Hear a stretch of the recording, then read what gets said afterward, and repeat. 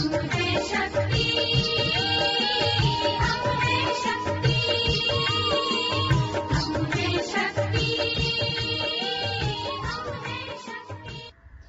दर्शकों, अभी तक की तरफ से आप सभी का हार्दिक स्वागत, हार्दिक अभिनंदन। आज हम सब यहाँ पर अंतर्राष्ट्रीय महिला दिवस मना रहे हैं, जो कि महिलाओं की उपलब्धियों और उनके अधिकारों की रक्षा के लिए समर्पित दिन है।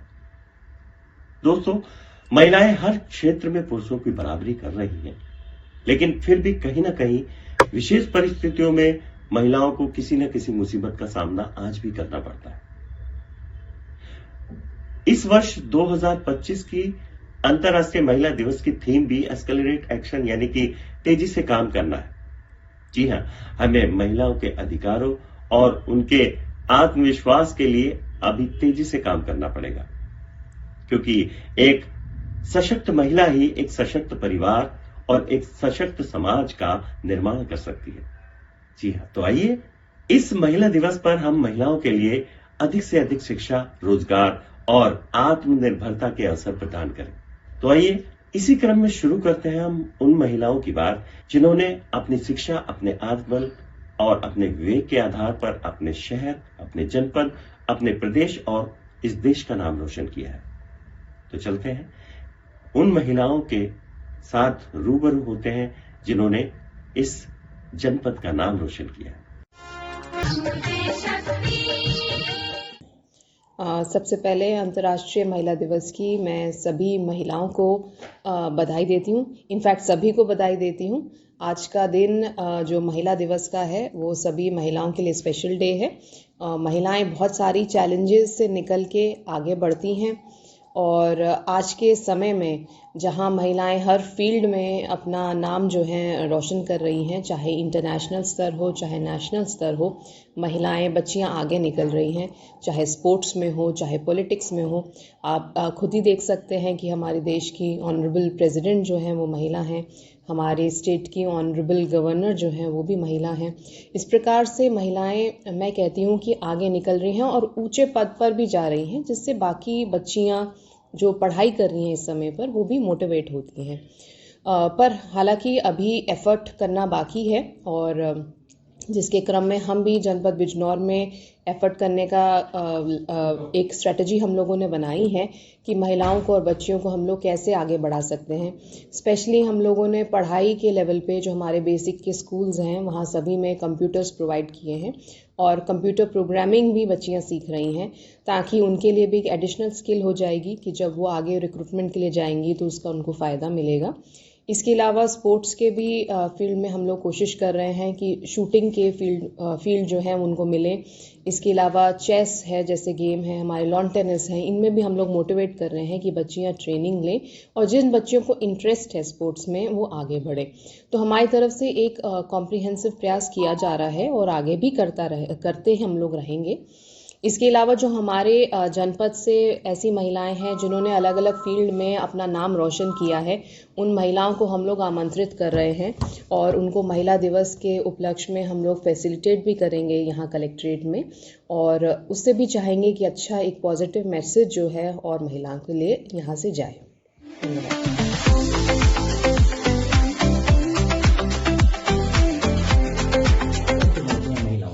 देखिए, हर साल 8 मार्च को हम अंतर्राष्ट्रीय महिला दिवस मनाते हैं और ये दिवस हर महिला के लिए गौरव का दिवस है, एक सम्मान का दिवस है। पहले के अगर हम इतिहास में जाएं तो महिलाओं को उतना सम्मान नहीं दिया जाता था। उनको एक तरीके से देखा जाता था कि बस घर में कार्य करना है, घर का ही चूल्हा चौकी करना है। धीरे धीरे समय में परिवर्तन आया, सरकार ने साथ दिया, घर वालों ने साथ दिया और अब महिलाएं इस मुकाम पे पहुंच चुकी हैं कि चाहे मंगलयान हो चाहे चंद्रयान, सब में महिलाओं ने बढ़ चढ़ के हिस्सा लिया है। हर महिला जो है अब पढ़ रही है, हर बच्ची पढ़ रही है और आगे बढ़ने के लिए पूरा वो जज्बा रखते हैं। बस थोड़ा सा सपोर्ट अगर मिलता रहेगा इस तरह से तो वो बहुत आगे बढ़ेंगे। अगर मैं एक एग्जांपल दूं तो मैं अपने ही विभाग का एग्जांपल दूंगी कि कारागार विभाग में पहले महिलाओं की नियुक्ति बहुत कम मात्रा में हुआ करती थी, लेकिन आज की तारीख में इस पद को भी महिलाएं चुनने में पीछे नहीं हट रही हैं और अपनी पूरी योग्यता के साथ, पूरे कार्यनिष्ठा के साथ हर कार्य करती हैं। देखिए, लेकिन हर महिला को आगे बढ़ने में कुछ चुनौतियां भी आती हैं। सबसे पहली चुनौती तो ये होती है कि वो कितना शिक्षित हो सकती है। शिक्षा का स्तर हमेशा महिलाओं का आगे रखना चाहिए। उसके बाद उनकी कैपेसिटी बिल्डिंग, यानी उनके अंदर जो अनुभव होता है, उनको हर फील्ड में एक्सपर्टाइज का ट्रेनिंग प्रदान करनी चाहिए। ये कुछ चुनौतियां अगर पूरी हो जाएगी सबके सहयोग से, समाज के सहयोग से, सरकार के सहयोग से, तो महिलाएं बहुत आगे बढ़ जाएंगी। और मैं इस अंतर्राष्ट्रीय महिला दिवस पर हर उस महिला को बधाई देती हूँ जिन्होंने अपनी पूरी योग्यता, कार्यनिष्ठा के साथ देश को बनाने में अपना योगदान दिया है।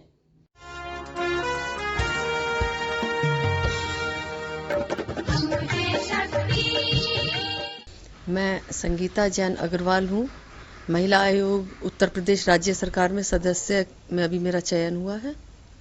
देखिए, हमारी सरकार ने, माननीय मुख्यमंत्री जी ने और माननीय प्रधानमंत्री जी ने इतनी सारी योजनाएं, जैसे सुमंगला योजना है, बेटी बचाओ बेटी पढ़ाओ है, और आपने और भी देखा होगा कि ऐसी बहुत सारी योजनाएं हैं जिनसे महिलाएं लाभ ले रही हैं और आगे भी लेती रहेंगी। और मैं तो ये चाहती हूँ कि जिस तरह से हमारे सरकार में महिलाओं को लेकर, उनके सशक्तिकरण को लेकर काम चल रहे हैं, ऐसा किसी भी सरकार में नहीं हुआ है। आपने देखा होगा पिछले दिनों महिलाएं बहुत अपने आप को असुरक्षित महसूस करती थी। घर से बाहर निकलने में उनके कई बार परिवार वालों को भी चिंता होती थी, लेकिन अब इस तरह की कोई समस्याएं घर वालों को और महिलाओं को देखने में नहीं आती हैं। मुझे जहां तक अपने ख्याल से मुझे ऐसा लगता है, सरकार तो सब काम बहुत अच्छे कर रही है। और अभी जैसे 33% आरक्षण का भी अभी चल रहा है, तो उसमें हमें महिलाओं को आगे बढ़ने के बहुत सारे अवसर मिलेंगे। अभी हमारे पास एक ताजा उदाहरण है जिसमें रेखा गुप्ता जी को मुख्यमंत्री बनाया गया है दिल्ली का। तो ये महिलाओं के लिए एक बहुत ही बड़ा और विकास का प्रश्न उभर के आता है कि हमारे लिए आगे क्या हो सकता है। और सच में आगे हमारे लिए एक हमारा उज्जवल भविष्य भी हम सब महिलाओं को दिख रहा है कि हमारे लिए बहुत अच्छा होगा।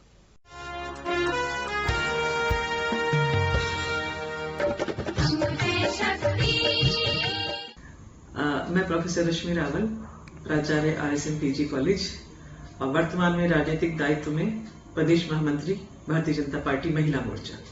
8 मार्च एक ऐसा दिन है जिसको हम महिलाओं के अधिकारों के लिए, महिलाओं के संघर्षों के लिए, महिलाओं की आत्मनिर्भरता के लिए और महिलाओं को इस समाज में सम्मान देने के लिए हम मनाते हैं। और आज पिछले 10 वर्षों की यदि हम देखते हैं तो राजनीतिक रूप से, आर्थिक रूप से, सामाजिक रूप से महिलाएं बहुत सबल हुई हैं। और इस सबलता के पीछे जो एक लंबा इतिहास है, एक संघर्ष है, उस संघर्ष के अंदर आज हम वर्तमान परिस्थिति में देखते हैं तो आज महिलाएं छोटे पद से लेकर सर्वोच्च पद है, उस सर्वोच्च पद पर भी हमारी महिला जो प्रतिनिधि हैं, राष्ट्रपति महोदय, वो उस पर बासीन है। तो एक महिला का जो एक कद बढ़ा है वो इन कुछ वर्षों में, इन 10 वर्षों में बहुत ज्यादा बढ़ा है। उसका एक उदाहरण आप देखिए कि आज महिलाओं का जो लिंगानुपात में है वो पुरुषों से महिलाएं ज्यादा है। तो आज जिन स्थितियों की हम बात करते हैं तो उस स्थिति में आज महिलाओं की पूर्व की अपेक्षा आज बहुत अच्छी स्थिति है। आज महिला बहुत सशक्त है। अब बात करते हैं चुनौतियों की। महिलाओं के सामने बहुत चुनौतियां हैं, आज भी चुनौतियां हैं। आज भी कुछ प्रतिशत महिलाएं हैं जिनको हम कह सकते हैं कि वो बहुत सशक्त हुई हैं, मगर ग्रामीण क्षेत्रों में आज भी शिक्षा के अभाव है। और इस शिक्षा के अभाव को दूर करने का प्रयास पूरी तरह से किया जा रहा है। लोगों के अंदर एक सकारात्मक सोच विकसित की जा रही है कि वो महिलाओं के प्रति अपनी भावनाओं को बदलें। और भावनाएं कैसे बदलेंगी? जब उनके मन में भावना होगी कि महिला भी इस आधी आबादी और आधी विकास की हकदार है। तो उस विकास के लिए और उस अधिकारों के लिए आज हम इस 8 मार्च को महिला दिवस के रूप में मनाते हैं। और मैं पुनः सबको बहुत सारी शुभकामनाएं देती हूँ, उन महिलाओं को जिन्होंने एक विशिष्ट क्षेत्रों के अंदर अपना नाम रोशन किया है और निरंतर वो संघर्षों के बीच जीतती हुई आगे बढ़ती गई हैं। धन्यवाद।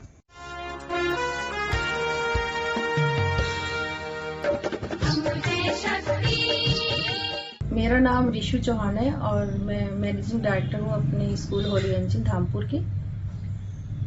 और आप सभी को मैं महिला दिवस की बधाई देना चाहती हूँ, पूरे दिल से, पूरे समाज, पूरे इंडिया की तरफ से। और ये महिलाओं के लिए एक बहुत गौरवशाली दिन होता है जिसमें सरकार ने महिला को काफी आगे बढ़ने के लिए प्रेरित भी किया है। और जैसे कि अभी हाल में ही दिल्ली की मुख्यमंत्री बनी है रेखा गुप्ता जी, तो सरकार हमारी इस ओर बहुत काफी प्रयास भी कर रही है, आगे भी करती रहेंगी। जैसा कि महिला सशक्तिकरण के बारे में मुझे ये कहना है कि हमारे समाज में महिलाओं को अपने अधिकारों का ज्ञान होना चाहिए और ये बहुत जरूरी होता है। जब वो अपने अधिकारों को जानेंगी तो उसके लिए संघर्ष भी करेंगी। महिला सशक्तिकरण का युग एक पहला कदम यह है कि उनके प्रति सम्मान, उनको प्रेरित करना, उनके आत्मविश्वास को बढ़ाना, उनकी ऊर्जा को और मेहनत को आगे ले जाने में हम सबका सहयोग होना चाहिए ताकि अपने भारत को और भी आगे लिया जा सके। Thank you.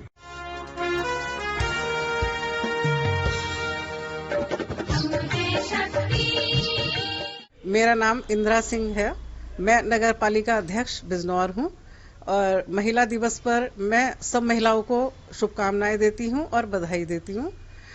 और मैं धन्यवाद करती हूँ माननीय मोदी जी का और महाराज आदित्यनाथ योगी जी का, जिन्होंने महिला सशक्तिकरण को इतना मजबूत करने का काम किया है और सिर्फ कहा ही नहीं, उसे करके भी दिखाया है।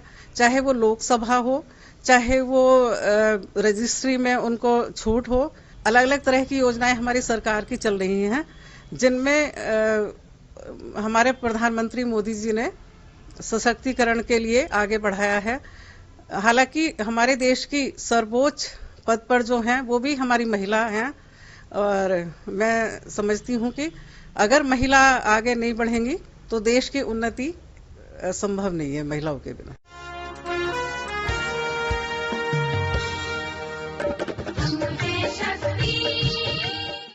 नमस्कार व्यूअर्स, मेरा नाम अदिति सिंह है और मैं प्रियंका मॉडर्न स्कूल की एडमिनिस्ट्रेटर हूँ। सबसे पहले मैं आपके व्यूअर्स को इंटरनेशनल वुमेन्स डे पे happy international women's day wish करना चाहूंगी। नो डाउट लास्ट 10 इयर्स में हमने बहुत सिग्निफिकेंट प्रोग्रेस किया है। फीमेल्स इन ऑल एस्पेक्ट्स, चाहे वो पॉलिटिक्स हो, स्पोर्ट्स हो, करंट सिनेरियो, एडमिनिस्ट्रेटिव हो, सब जगह उन्होंने ऐसे माइलस्टोन्स अचीव किए हैं। They have broken the glass ceilings जो आज तक कभी किए नहीं गए थे। But still I think rural areas में ज्यादा वर्क करना पड़ेगा। Once again, I would like to wish all the viewers of this channel a very happy International Women's Day.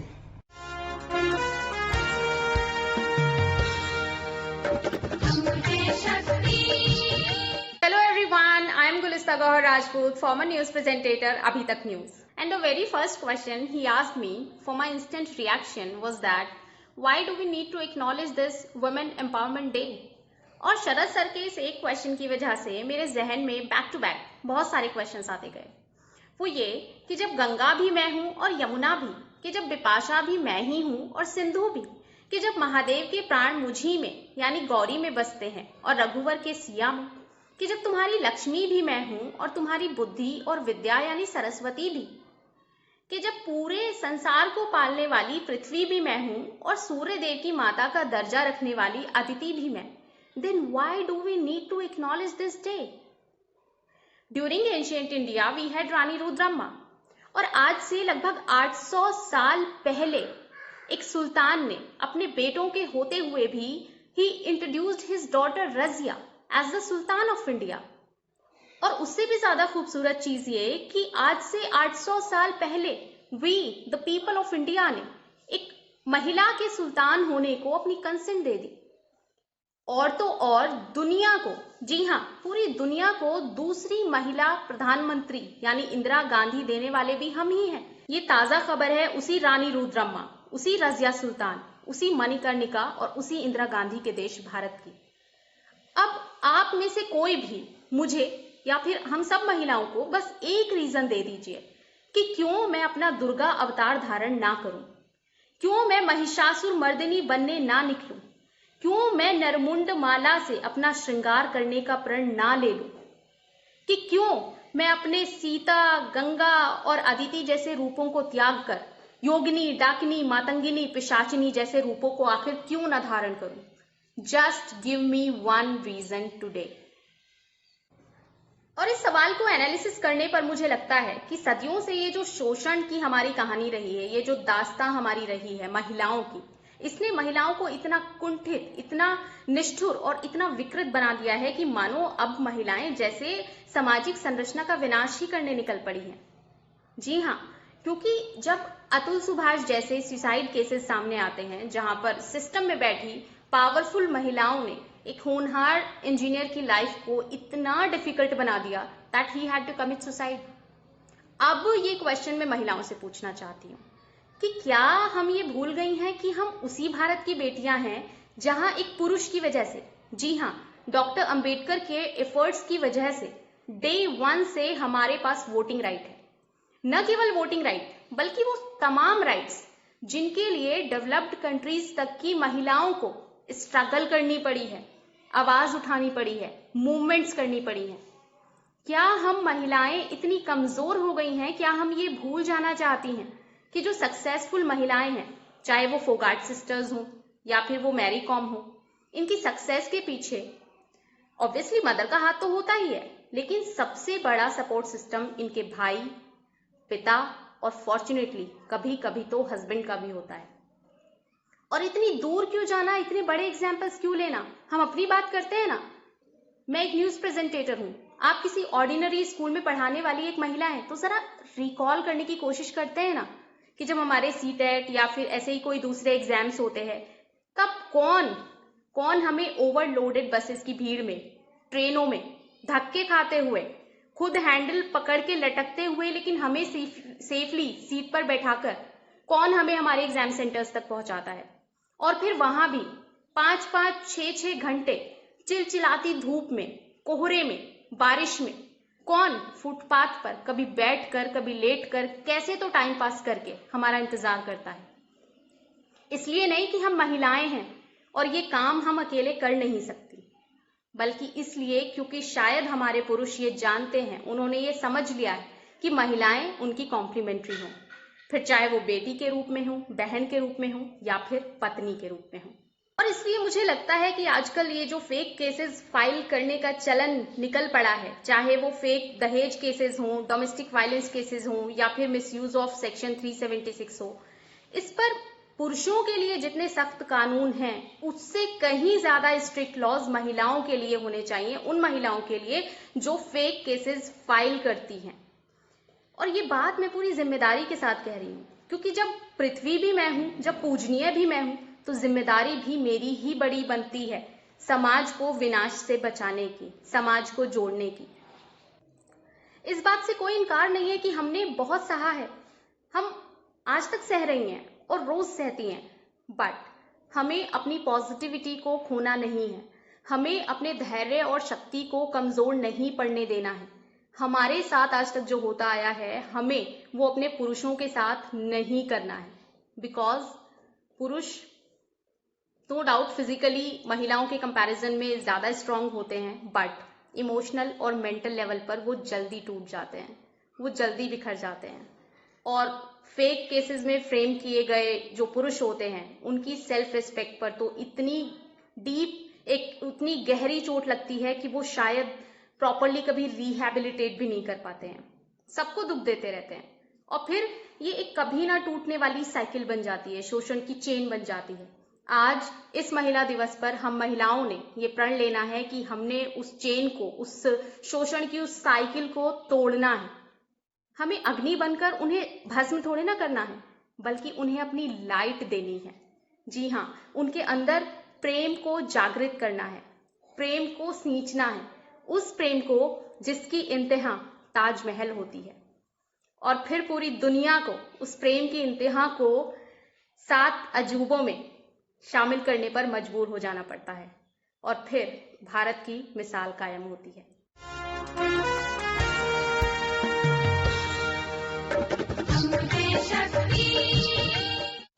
मेरा नाम सुरभि सिंह है और मैं नजीबाबाद के ग्राम जालमपुर गुजर निवासी हूँ। मैं कई वर्षों से डेयरी फार्मिंग का काम कर रही हूँ, जिसमें गाय और भैंस दोनों का पालन किया जाता है, और उनसे जितना दूध होता है उससे कुछ प्रोडक्ट बनाए जाते हैं। कुछ उनका जो वेस्ट होता है उससे भी कुछ उत्पाद बनाए जाते हैं। मुझे कई वर्ष हो गए इस कार्य को करते हुए और मैं लगातार बहुत छोटे स्तर से मैंने ये शुरू किया था, लेकिन मुझे लगातार कई साल से करते करते आज बहुत बड़े स्केल पे मैंने ये काम अभी आज मेरा है। इसके माध्यम से मैं कुछ महिलाओं को ये कहना चाहूंगी कि कार्य कोई भी छोटा या बड़ा नहीं होता, क्योंकि हम किसी भी कार्य को जब अच्छे मेहनत और लगन से किसी कार्य को करते हैं तो वो समय समय के अनुसार आपको बढ़त करता चला जाता है और आप एक स्टेज ऐसी आती है कि आप अपने आप में बहुत अच्छा गर्व और मतलब लाभ सबसे बड़े संतुष्ट होते हैं। और जो महिलाएं बाहर जाके रोजगार कर रही हैं, मैं उनसे भी थोड़ा सा कहना चाहूंगी कि बाहर जाने की कोई आवश्यकता नहीं है। यदि हम चाहें तो अपने घर में भी रहकर बहुत कुछ कार्य कर सकते हैं। जैसे डेयरी फार्म हमारे पुराने प्राचीन समय से भी जो ये कार्य था, पहले भी महिलाएं ही अक्सर इस कार्य को करती थी, क्योंकि जैसे हमारा जो देश है कृषि प्रधान देश है, तो जितने भी पुरुष होते थे वो कृषि का कार्य करते थे और जो महिलाएं होती थी वो घर में पशुपालन का कार्य करती थी। तो पुरानी पद्धति के अनुसार ही हम अगर लेके चलते हैं तो खान पीन की सबसे ज्यादा जो जरूरत है, तो वो चाहे एक बच्चा हो, बूढ़ा हो या एक मतलब जवान हो, इन सब के लिए दूध हमारे यहाँ एक बहुत बड़ी जरूरत है। और दूध से बनने वाले जितने प्रोडक्ट हैं वो भी, तो हमारे बच्चों को यदि हमारे घर का दूध अगर कहीं मिलता है तो हमारी अगली जनरेशन भी बहुत अच्छी तैयार होती है, अपने बच्चों की भी अच्छा दिमाग होता है, अच्छा शरीर होता है। तो ये हमारी निजी सबके जीवन की एक आवश्यकता है और व्यवसाय के रूप में अगर हम ये करना चाहें तो वो सबसे बड़ी अच्छा उत्पादन है और अच्छा कार्य है, तो जिसे महिलाएं बहुत अच्छा कर सकती हैं। सुरभि सिंह जी, ये बताइए, जो महिला उद्यमिता को लेकर केंद्र और राज्य सरकार द्वारा जो योजनाएं चलाई जा रही हैं, उनकी क्या भूमिका है, आप समझती हैं? सरकार ने भी डेयरी फार्म को लेकर तो बहुत अच्छी योजनाएं चलाई हैं। यदि कोई इनसे लाभ लेना चाहे तो जैसे हर कारोबार करने के लिए बहुत ज्यादा पैसे की जरूरत होती है, लेकिन ये कार्य ऐसा है आप बहुत मिनिमम पैसे को लेकर भी अपना कार्य शुरू कर सकते हैं। क्योंकि मेरे पास में भी पहले सबसे स्टार्टिंग में 2 ही भैंस थी और 2 से आज मेरे पास 65 पशुओं के करीब संख्या है और बहुत सम्मान मिला इस कार्य को करने से। जो लोग शुरू में इसकी निंदा करते थे, आज वो भी मेरा बहुत सम्मान करते हैं, बहुत आदर करते हैं। मुझे अभी हाल ही में जो दुग्ध दिवस होता है 26 नवंबर को, तो मुझे दिल्ली में राष्ट्रीय पुरस्कार से सम्मानित किया गया। तो सम्मान और आपका धन लाभ की दृष्टि से यदि हम देखें तो बहुत अच्छा कार्य है और सभी महिलाएं अगर इसमें बढ़ेंगी तो हमारा देश में बहुत अच्छा उत्पादन है दूध में, तो और भी अच्छा होगा। हमारे यहाँ बहुत नई नई खोज होंगी। जितने हम खेती के लिए तो बहुत एक आवश्यक चीज है, जितनी हम अपनी एग्रीकल्चर में इतने दुनिया भर के दवाइयां हम लगाते हैं खेती के अंदर, तो उनसे क्या होता है सबके शरीरों में बीमारियां शुरू हो गई हैं। तो ऑर्गेनिक खेती हम करें तो पैसा भी बचेगा किसानों का और धन लाभ भी होगा और अच्छी स्वस्थ भारत होगा, स्वस्थ किसान होगा और स्वस्थ हमारी अगली जनरेशन होगी। धन्यवाद।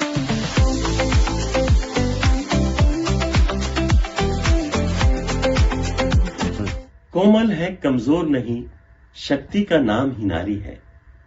कोमल है कमजोर नहीं, शक्ति का नाम ही नारी है। जग को जीवन देने वाली मौत भी तुझसे हारी है। जग को जीवन देने वाली मौत भी तुझसे हारी है। जी हाँ, महिला दिवस पर ये लाइनें महिलाओं के लिए समर्पित। तो देखा आपने किस तरह इन महिलाओं ने अपने परिवार का, अपने जनपद का, अपने प्रदेश और अपने देश का नाम रोशन किया। अभी तक परिवार इस महिला दिवस पर इन सभी महिलाओं को हार्दिक शुभकामनाएं देता है और आशा करता है कि ये नारी शक्ति प्रगति के पथ पर लगातार आगे बढ़ती रहेगी। इसी आशा के साथ मिलते हैं अगले कार्यक्रम में। तब तक के लिए अभी तक परिवार की तरफ से आप सभी का हार्दिक धन्यवाद, हार्दिक अभिनंदन।